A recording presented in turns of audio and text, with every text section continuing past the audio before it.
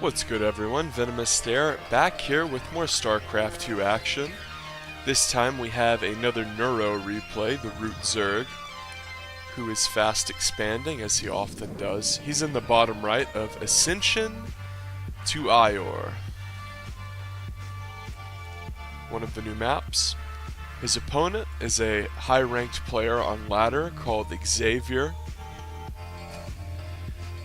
And this isn't like a pro gamer versus pro gamer game from a tournament. This is a replay from ladder. So this is Neuro against a guy who's high ranked, sure, but he's not like a GSL caliber player.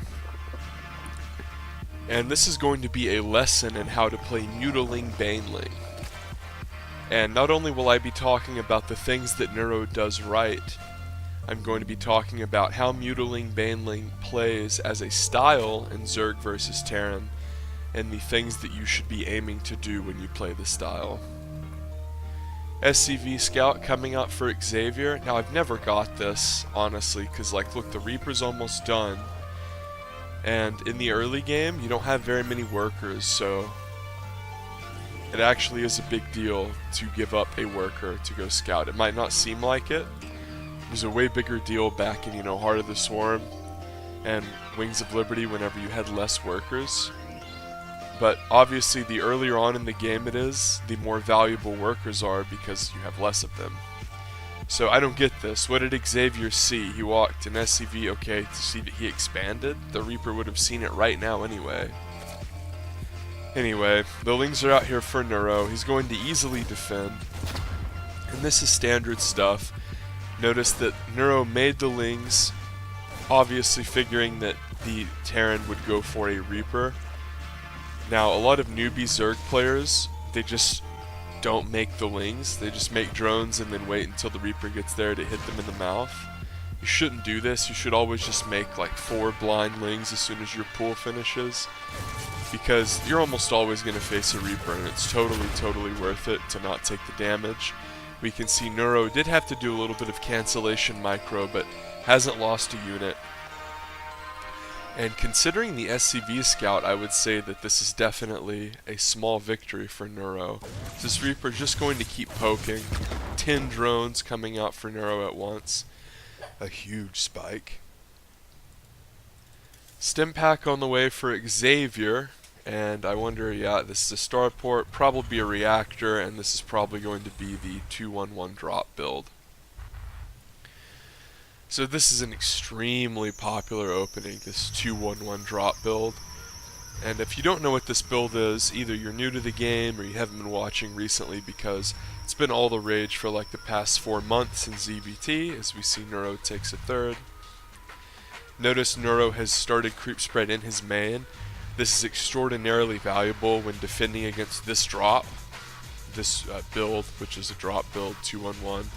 So the numbers 2-1-1 is 2 barracks, and then you get stim pack, and the 1 factory, which is used only to build a reactor, and then the 1 starport for the final one. And the starport essentially is swapped with the reactor to get out 2 quick medevacs. The medevacs are supposed to time out with being like 30 or 20 seconds shy of stim finishing, which gives you the chance to load like 16 Marines into 2 medevacs, and then once you get to the other side of the map, stim finishes. And it's a very powerful, popular push, popularized by Beyond. And one of the reasons it's so strong is because we see Neuro sees it, scouts it, most importantly with the Sling. That's so important. We can see he already has creep spread out here, and he's sending queens over to intercept it. So this push is strong because it can just kill the Zerg outright if they're not ready. Like if Neuro didn't spread creep in the main and this drop gets off in the main, he unloads everything. Xavier unloads everything without Neuro knowing. He can just deal game-ending damage almost if he mows down all the drones in the main. So he's going to stim here, start to pressure the third, but Neuro scouted this, so Neuro has defended everything Xavier's done. Xavier pulls back the medevacs whenever they get focus fired. Stims again. Neuro's running out of energy here, but he does manage to snipe one of the medevacs. Notice these Marines do not have combat shields. which is common with this 2-1-1, because of course with just 2 racks, with one of them having a reactor, you're not going to be able to get combat shields that quick. But Xavier needs to get this ASAP, so important, because think about this, so an upgrade makes things do like 1 more damage, right? So combat shields gives 10 health. So if you think about it, it's like multiple magnitudes of an upgrade. Like it would be like having +5 or +10 defense. Such a big deal.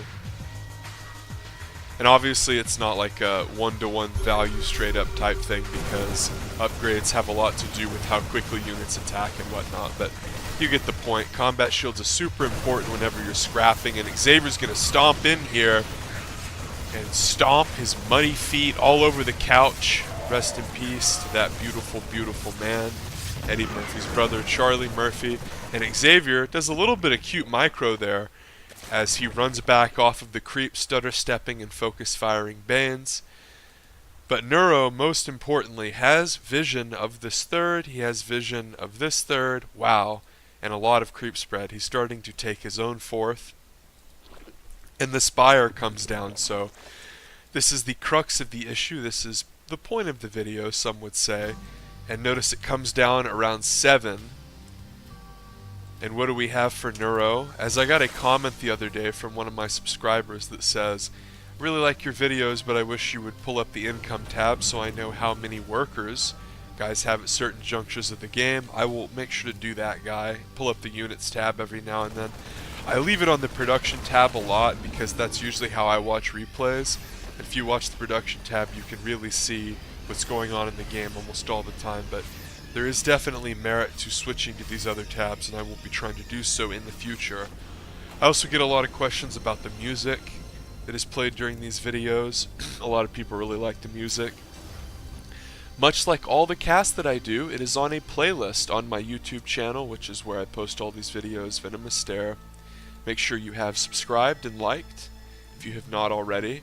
And those songs, these music tracks that is played as background on these StarCraft casts, is a playlist, just like the casts themselves. The playlist is called Hype Music if you want to check that out and see what the music is.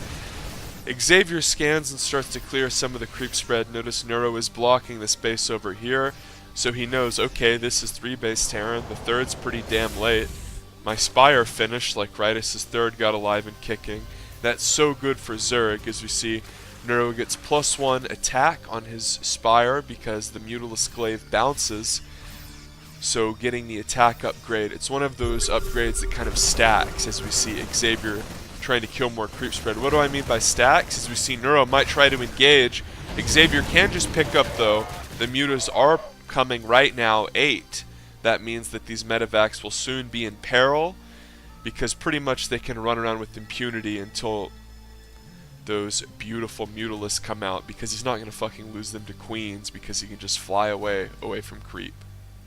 So don't tell me that Queens can kill medevacs, at least in this context. Baneling speed just about to finish, 2-2 on the way for both players. It's going to time out a bit evenly here. One of the most important things when you play Mutaling Baneling, as we see Neuro doing his trademarked Ling's patrolling to defend drops. Love to see that. Great move there from the Terran, or excuse me, from the Zerg player Neuro.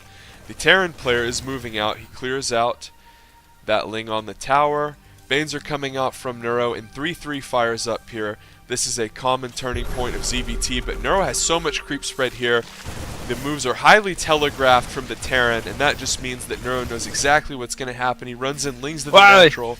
I'm in the middle of something, Rampy. I'll talk to you in a second. Oh, it's Marky. You want to teach me StarCraft? I'll be back 1 second. He got right in the middle of the cast. God damn it. I do want to teach him StarCraft, but not right now. Okay, I'm going to rewind a bit. God damn it. A message to everyone here. Make sure to leave Discord whenever you jump into a cast. It's like 6:30 a.m. I didn't think he was awake.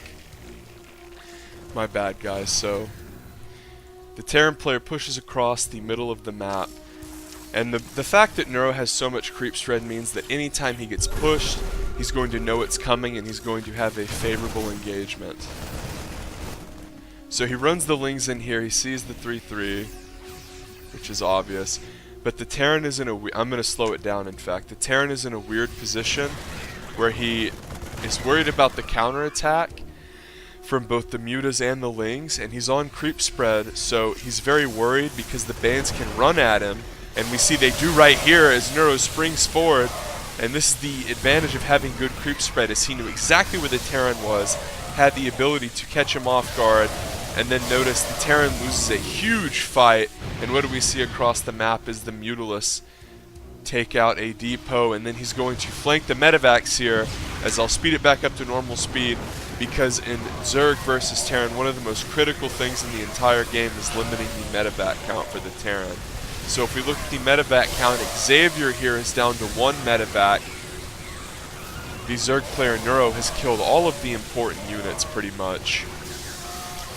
The mine count is down, the Medivac count is down, 3-3's on the way, sure.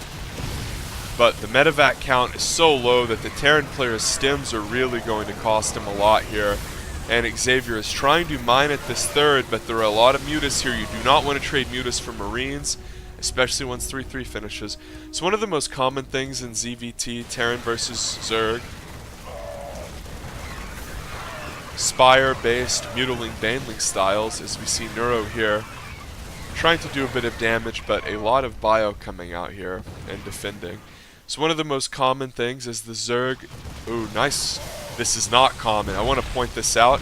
He's using the ability Contaminate to prevent the incredibly important, and I mean incredibly important, production from these unit-producing facilities, specifically the factory and the starport, from occurring.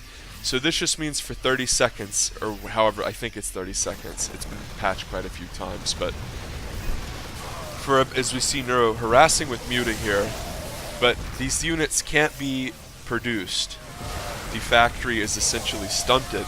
So Neuro runs in there and stops production on the 2 most important unit producing facilities.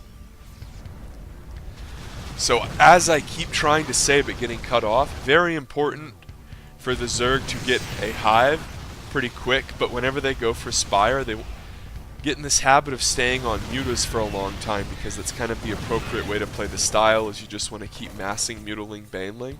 So that means they can't get 3-3 until Hive. So a lot of times what ends up happening is Terran gets 3-3 while they have 2-2, and Zerg has to get a big advantage in the mid game like this to really be able to win the game. As you see Neuro up huge in supply, 140, stomps the army out on creep, and Xavier says this race is broken. And we don't like to cry about balance on this channel. We like to think with reason and talk about what the players did intangibly well, so let's do that. Notice that for the entire game, Neuro had creep spread all across the map, not just in one direction going towards the other player's main, but left, right, up, down. I mean, it was everywhere. He even spread it habitually in his main. Another thing, Neuro had OVs all around the corners, so if any drops came in, he would have seen them. Remember, the Terran player did opt for a drop opener, 2-1-1. So all of these things are very important to dealing with 2-1-1. Remember, in the early game, Neuro took no damage at all from the Reaper. Xavier elected to do an Overlord and a SCV and a Reaper Scout, so being extra safe, and there was no cheese, and there was perfect defense. So all of these things kind of line up to Neuro being ahead, and then he gets a little bit more ahead, and then he holds the 2-1-1 without taking any damage except losing a queen and inconsequential Lings. So that's like Neuro's pretty much 3 for 3 at that point on defending the Terran aggression. So then Neuro can go into Aspire when the Terran player's third is a little delayed because of his build choice. Neuro's fourth is at a very good time, and he springs ahead economically. And he does counterattacks to help distract the Terran player during his push. The Terran player is then forced to multitask while he's pushing onto creep, which is a recipe for disaster. And then the Terran player is repeatedly backstabbed by Mutalisks after Neuro incurs an almost insurmountable advantage. So, if you enjoyed that, make sure you subscribe for more. I'm going to go teach my buddy who came in during the cast StarCraft 2. Have a good one.